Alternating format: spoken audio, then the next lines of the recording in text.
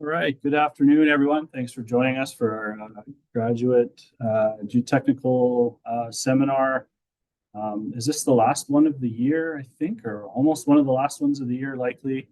So it's my pleasure today to have Tony Zheng, PhD candidate in our group and in my research group, to talk to us today about from saturated to unsaturated, a screening method to identify physical analogs of treated oil sands tailings.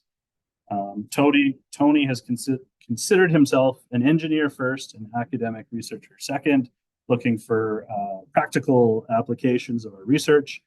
And in his PhD, Tony is creating new frameworks and workflows to develop sustainable closure technologies for oil sands fine tailings.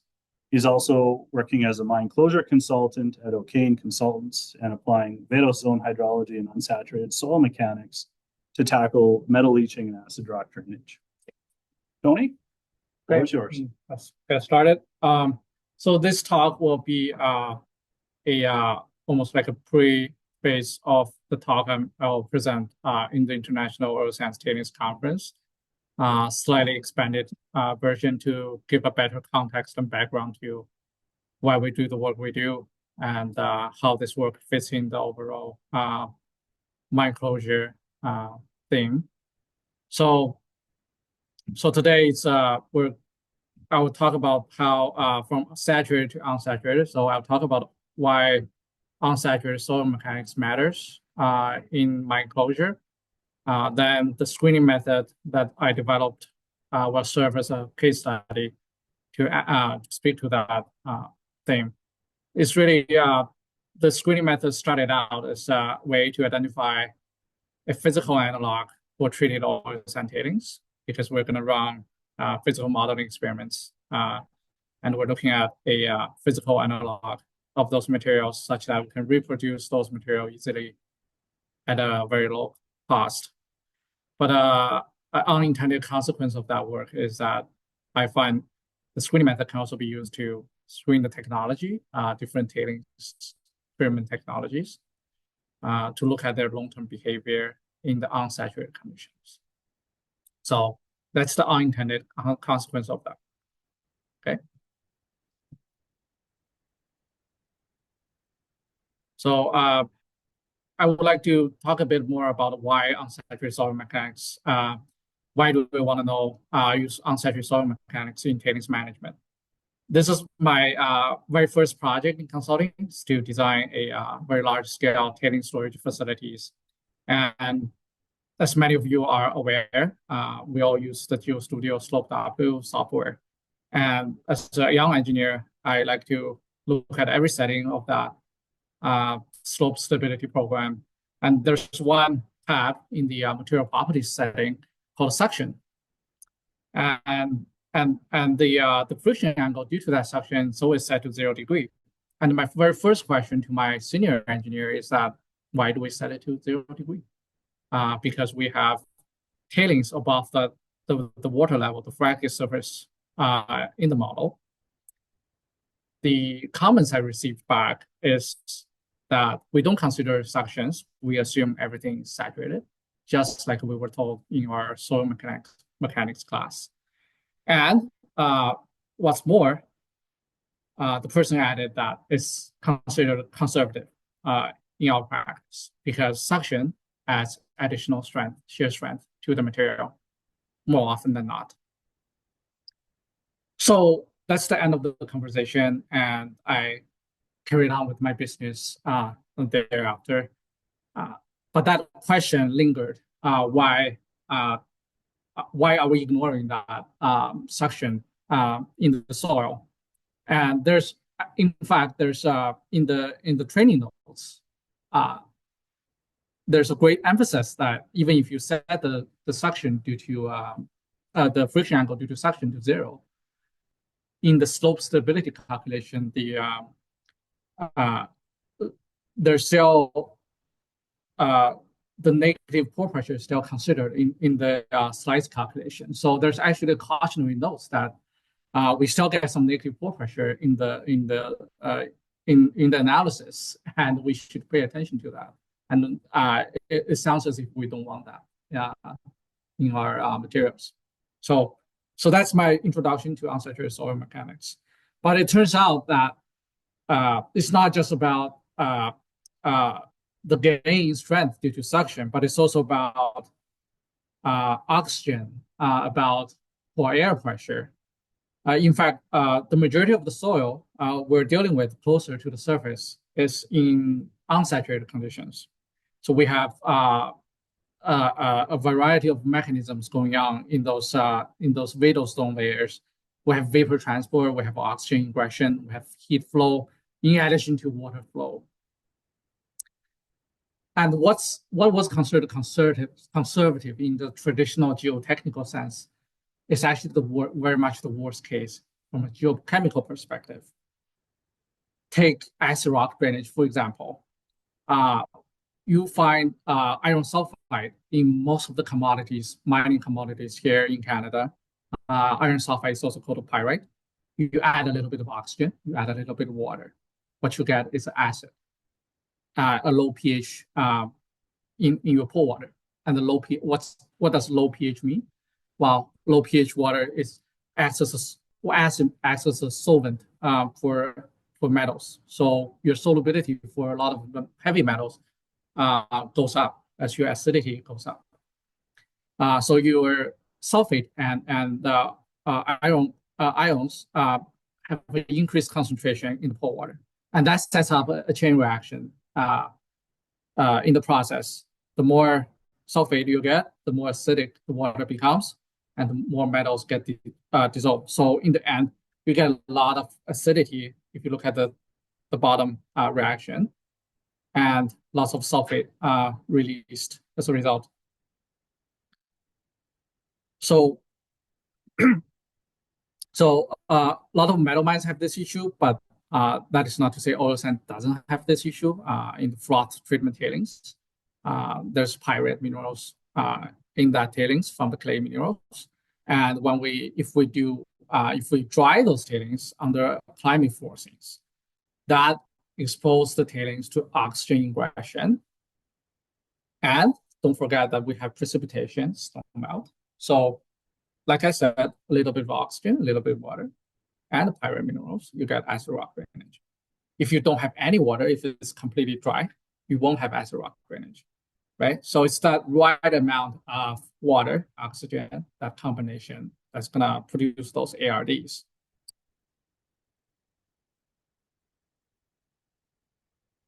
And this is a metals mine that I visited this summer during the BC Man MLARD field school. So this is a dried tailings deposit.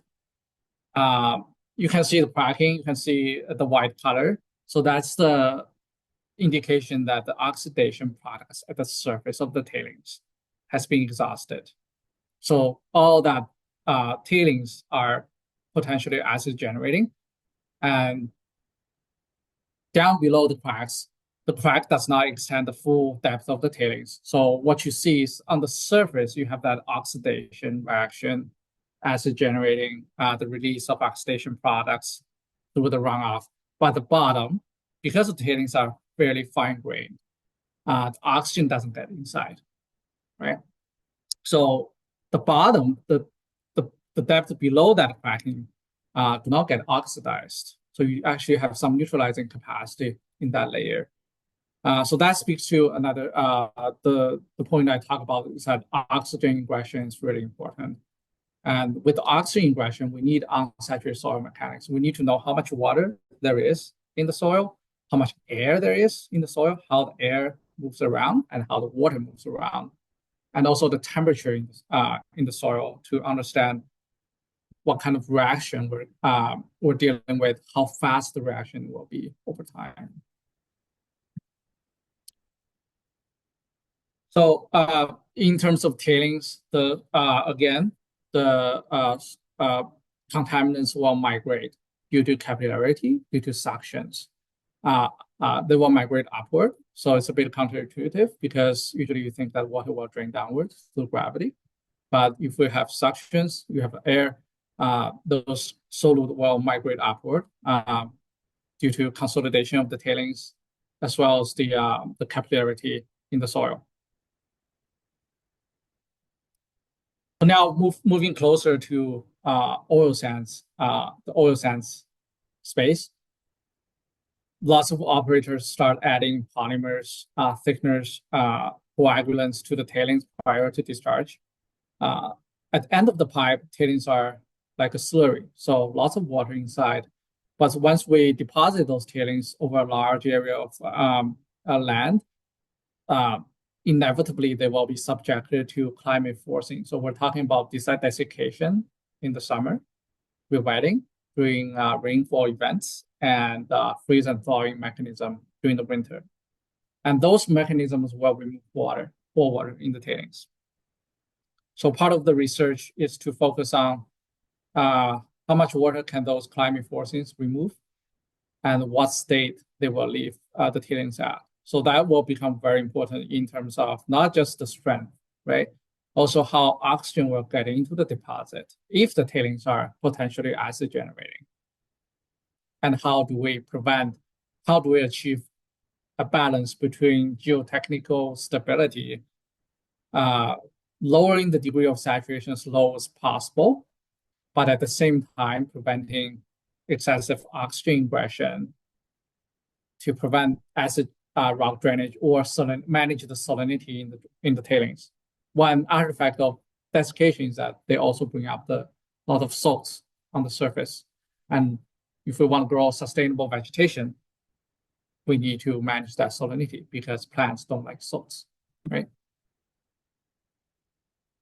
So when we look at the cracking, we can also build conceptual models for those cracks. This is a conceptual model built for thin layer deposit tailings during the Tailings and Mine Waste Conference. So lots of mechanism at work. It is beyond the saturated soil mechanics. So during the night, for example, the temperature within the crack is cold. It's warmer than the air temperature above it. So you set a convective current, the circulation going on with the wind on the top. During the day, the cold air, the temperature within the tailings is colder, and on the surface is warmer, so cold air stays where they are. So now you don't have that current. Your convective circulation is limited. So there are different mechanisms at work in those cracks, and that requires our complete understanding of unsaturated soil mechanics to look at how the cracks involve, how the air moves around inside those cracks, and also the climate. So the climate also plays a big role. It's not just about the soil. It's about that interaction between soil and climate. If you have arid, semi-arid climate, for example, Kamloops in BC, the Andes in Chile, Arizona, and outbacks in Australia, the oxygen can get into the tailings or waste rock through diffusion and advection. But as you move toward a more humid climate, think about Tasmania in Australia or any tropical climate in Indonesia, that limits the amount of diffusion and advection, and the contaminant, the transport of air and water becomes flow dominant, controlled by the seepage flow through the soil. So climate plays a very big role in how oxygen moves around, how air and water moves around through tailings. So that leads us to looking at the thin layer tailings deposition. On the right is water balance schematics for thin layer deposition. So what you do in this case, we place very thin layer of tailings, hoping that they can be dewatered by the climate forcing conditions. And we can reliably measure water storage in the tailings. We can reliably measure precipitation through the climate weather stations. We can reliably measure seepage to the foundation through lysimeters. But we cannot reliably measure is the actual evaporation from the tailings. That's often a calculated parameter derived from empirical relationship or physical models. So that's the focus. One of the focus of this research is to look at actual evaporation and how actual evaporation will affect the operation. Imagine you are doing this thin layer deposition in your actual operation tailings deposition plan. If you do thin lift deposition throughout your operation, it's going to be very costly. You're going to wait a long time between each lift. Geotechnically, fair enough, I have a very strong deposit, but geochemically, you're going to have too much oxygen ingression if your tailings are potentially oxygen generating, like froth treatment tailings in all the sense. Then you say, okay, what about if I do fast deposition, thick lifts, slurry, very spongy deposit throughout the deposit, then maybe toward the end, I start thin lifts. But if you do that too not enough, only the few layers, then your deposit are too weak geotechnically. Sure, your geochemical criteria is better because you have less oxygen ingression. Not very good situation again, because you cannot run reclamation equipment on those surfaces to place cover material to plant your vegetation. So we're looking at an optimized deposition plan where you place just enough thin lifts without compromising your operation, but also without compromising your geochemical stability criteria while satisfying the geotechnical stability criteria. So there's a sweet spot. So we talk about thin lift tailings deposit, why we want to do this. The next step is to look for a physical analog of those thin lift deposit tailings. And there is a business case for this. So there's a incentive for that. When we need to get samples, usually we run into either of those two scenarios. We either have to identify a COSIA member, which is our research sponsor. We'll get approval from our research advisory committee. Then we list out the sampling requirement. Oftentimes, the research team at COSIA is a separate team from operational team, so they got to talk to each other. Then the operation team have to liaison with the on-site contractors. Oftentimes, that's the third-party contractors, and we have to wait for shipping and delivery. Then we have to figure out a space to store our samples. So all that takes time, and that could be months in our research program, and COVID is not helping. Even if we get everything right in scenario 1, scenario 2, we could figure out over the course of the research, we could figure out the material has changed. Tailings are highly heterogeneous, so the properties change because the polymer dosage change, the climate changes. So we could discover, there's an inconsistency in material properties. But in research, we want consistent material properties so we can study the mechanism effectively. So even that, we sometimes have to repeat the process in scenario 1. So that adds another month or two to the process, and that easily takes half of the year. It's into the research. So that's one of the motivation why I want to develop a physical analog. It's going to mimic some behavior in the thin lift tailings under unsaturated condition, such that we can create controlled conditions for experimental study and design. So that's the motivation, and this is how the research program is structured. So we're starting with very simple experiments, very quick experiments. This is what I call screening level assessment, and then moving to prototype design. So that involves temp cells and high prop device to look at how to measure the suction, to measure the soil water retention curve, the unsaturated properties. And the last step is detailed design. So we're looking at how the deposit might perform in an actual scenario, slightly scaled up scenario. So that involves more detailed strength characterization and also putting that material in a geotechnical centrifuge at a mesoscale, so you can simulate 20 meters of deposit in that strong box, right? So that's part of the. So it's 3 stages. It's a phased approach. And today we're going to talk about the screen level assessment a bit more. As a part of the trilogy, I'm going to talk about the prototype and detailed design in a later presentation. So before I get into the screening method, we look at what current evaluation or screening method we have in the tailing space. So if you look at any literature or talk to any technology development companies, you are running into this 5 or a combination of those 5 methods. I think I missed the rheometers here, so we can add that.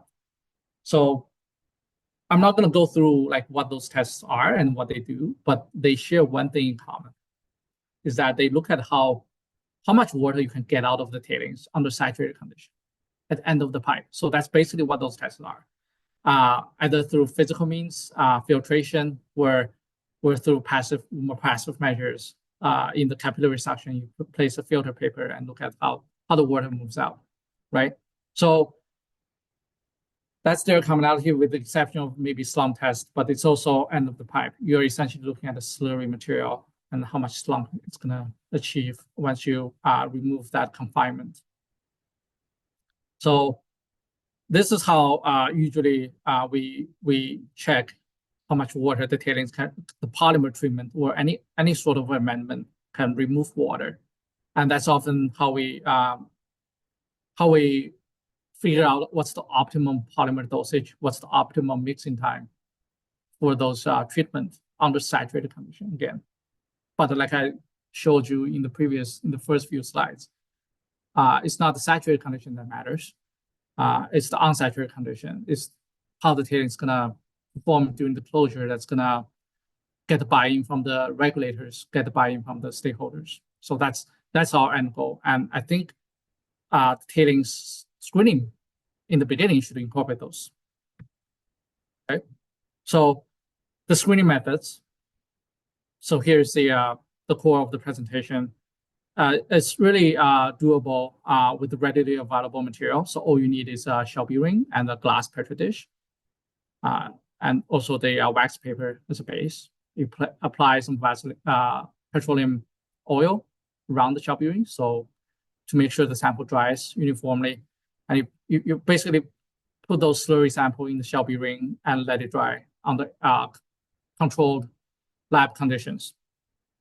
And you do this, you make 10 of them as a minimum to start. More if you need more data points. So at each planned interval of time, you do 3 sets of tests on a single Shelby ring sample. So the first one is drying uniformity. So what you do is you remove the Shelby ring, you slice the sample in half, and you just take the water content of the top and the bottom. Okay. And the second test is a shrinkage test. And I think anyone is familiar with the shrinkage. You measure the volume change of the material. And as it turned out, the tailings, clay tailings, fine tailings are high volume change material during drying. So very important to measure that. And the third test is a fulcrum test. So you can do all 3 tests on the same Shelby ring sample. And you do that at a different time interval for 10 of them or 20 of them if you need more data points. So incredible simple test, but incredible amount of information you're getting out of those tests. How does this screening method fit in the overall technology selection? Well, this is more of a wish list instead of what's being practiced right now. So on the left is more conventional workflow. We do those end of pipe assessment I talked about earlier, followed by the long-term assessment. I think at the U of A, we focus on those long-term assessment.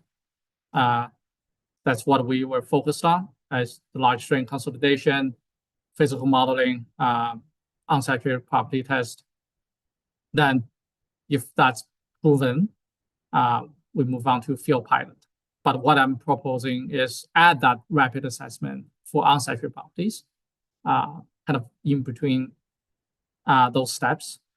And it's a back and forth process. So it's not a linear process. We look at dextrose centrifuge. I think Mahmoud has a paper for that. So that's part of the rapid assessment, I believe. The Shelby ring, the test I just described. We also developed a one-step 10 PCL test, just one step to look at how the tailings is going to desaturate, and any other new rapid screening method to inform long-term behavior. preferably under unsaturated condition. And so that I think has to work together with the end of pipe assessment, kind of looking at that together. And what you may end up with is a combined criteria or combined scoring that consider both saturated and unsaturated condition. As I will show you later, if one material has the best performance end of pipe, might not have the best performance under unsaturated condition. So that's why. So we talk about that screening method. So this is I guess the first result. Fulcrum. I will present the Fulcrum results. So you have a variety of tailings, centrifuge cake, synthetic clay materials prepared under either air drying or temperature cell drying with different pore water chemistry. So they all showed very similar trend. There's some differences, but from a strength perspective, on-drain shear strength perspective, it's very similar. So you would argue that any of those material can be a good analog material for our treated tailings, right? But if we just look at strength, does not offer the full picture. What we also need to look at is how the water moves around under air drying condition. So if you look at the drying uniformity test, the solid line is basically the one-to-one line. So anything on the solid line means that you're drying very efficiently.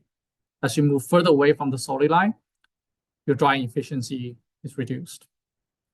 So surprisingly, the centrifuge cake or the treated tailings has the worst performing drying efficiency. Your kaolinite has the best drying efficiency. Throughout the whole process, it pretty much stayed on the one-to-one line. And as you add more bentonite to the material, the behavior starts gravitating toward the treated tailings. So that's due to a couple of reasons, I think. One is the reduced permeability as you add more bentonite. So that restricts the internal movement of the water.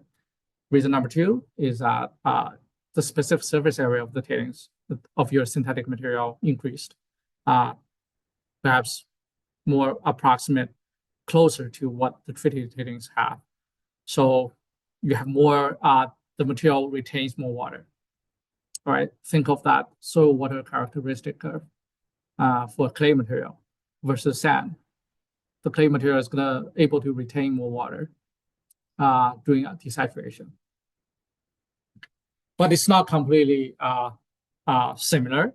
So there are other factors at play. So that could be due to the structures, the internal structures imposed by the polymer, the flocculation and coagulation from the cake material. They often produce a gel-like structure that hangs on to water quite well. So if we add more bentonite, I suspect the synthetic material is gonna be more similar to the treated tailings. But the issue with that is the handleability, like how the material can be handled in physical modeling experiment become more difficult because now you're getting very expensive clay materials. So you might ask why we don't simulate how the cake material is produced by adding flocculants and adding coagulants to the synthetic material. Well, the reason is that do not forget about the objective of this exercise is to find an analog. So we have to be, I have to make sure that the material can be produced efficiently in a short time frame and without the need for specialized ingredients, right? So we can run a lot of experiments repeatedly using those materials. So looking at the shrinkage, again, the kaolinite has the highest void ratio, and the other, the 80K20B material performs very similarly to the treated tailings in terms of shrinkage. So we talk about the results. If we look at the qualitative data, the 100K, very consistent. There's no distinct drying frown once you remove that Shelby ring. As you add more bentonite, there's a distinct dry frown developed. And in the case of centrifuge cake, there's a very distinct dry frown. In fact, when you remove that Shelby ring, the bottom is the difference in water content between the top and the bottom is so stark that the bottom sagged, and you have this very sharp contrast of water content. So looking at the 80K20B more closely, because that's our candidate material at a slightly larger sample scales. Again, you can see it very similar to the centrifuge cake in terms of air drying. There's a distinct drying front developed. The bottom remains very much saturated, slurry-like. From a qualitative perspective. So if we look at the index properties of those materials, to start with, we feel like pure kaolinite has the closest plasticity index to the treated tailings. So without doing any tests, you tend to think that they're the analog. But contrary to that, I identified 80K20B as the candidate material, despite having a higher liquid limit, a much higher plasticity index, and a much higher initial water content as a result of sample preparation. So kind of to look at that results a bit more, I did a follow-up test with the HyProp device. So this is a device that's going to measure your suction, actually measuring the suction in the soil as the soil desaturates under lab conditions. And the plot, basically, you see three groups of lines in the plot. The steepest sloped line is your original material, the treated tailings material, and the bottom, the shallowest slope line is a re-wetted treated tailings. So what that does is I desiccated the material, remix, powderized them, and re-wetted and tested again. So the y-axis is the difference in matrix suction between the tensiometer, the top tensiometer and the bottom tensiometer. So again, if you see a sharp difference between top and the bottom tensiometer, that's the result we observed during the drying uniformity test, where that data points deviate away from the 1-to-1 line. So that's our original material. And as we rework that material, the behavior changes, even though they're the same material. So I think Abby just defended, and I brought out her table of index properties through different material sample preparation. And so that speaks together with the HyProp result I just presented, is that really when we look at Atterberg limits, it reflects what the pore water chemistry looks like, the clay mineralogy and internal structure. But the internal structure is an artifact of sample preparation, any amendment you have in the material. And I shall add that also climate forcings at the top. So Atterberg limit is really path dependent. So you could get a different Atterberg limit from different sample preparation, or just because the material has gone around different stress path or drying path under climate forcings. So we all get excited when we see a correlation between Atterberg limit and some sort of parameters, whether that's undrained shear strength or saturated hydraulic conductivities. So this result serves as a cautionary note that we should think twice before we apply that Atterberg limits versus something chart. So to sum this up, this screening method, I think, should become part of the testing suite, or any screening method that's focused on the unsaturated condition should become part of this testing suite for technology assessment. Again, the method can be set up with relative ease. You don't need much. Shelby rings and glass petri dish. That's all you need. And like I said, Atterberg limit is a pore metric. If you are looking for analog materials, you gotta look at the mineralogical properties, especially the surface areas, and what kind of clay you have. They're much better metrics. And I think future work of this is to standardize it and develop inverse modeling techniques to derive input parameters for numerical modeling. So think of that as Atterberg limit is not a sophisticated test, but it's everywhere. So I think I tend to want to frame this as an alternative for testing So yeah, that's the end of the presentation. Thank you. Questions? Just need to fix the camera.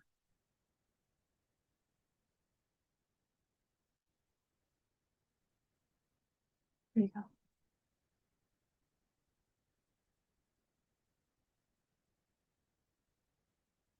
Any questions online in the audience?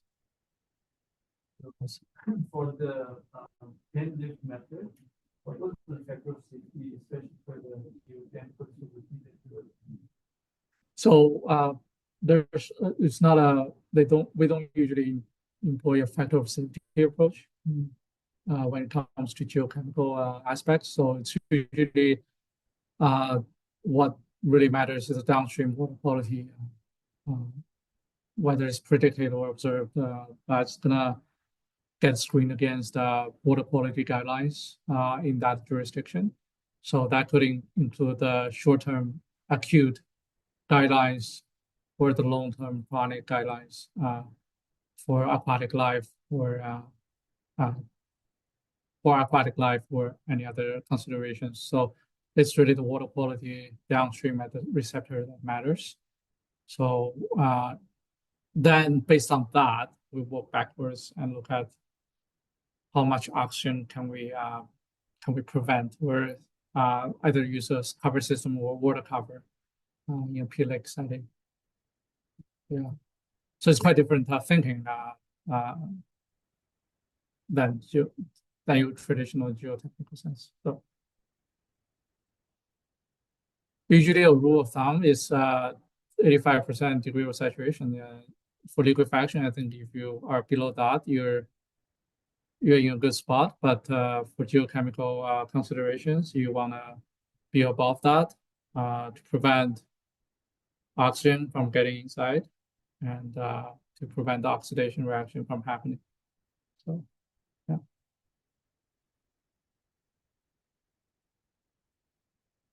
Are there any questions online?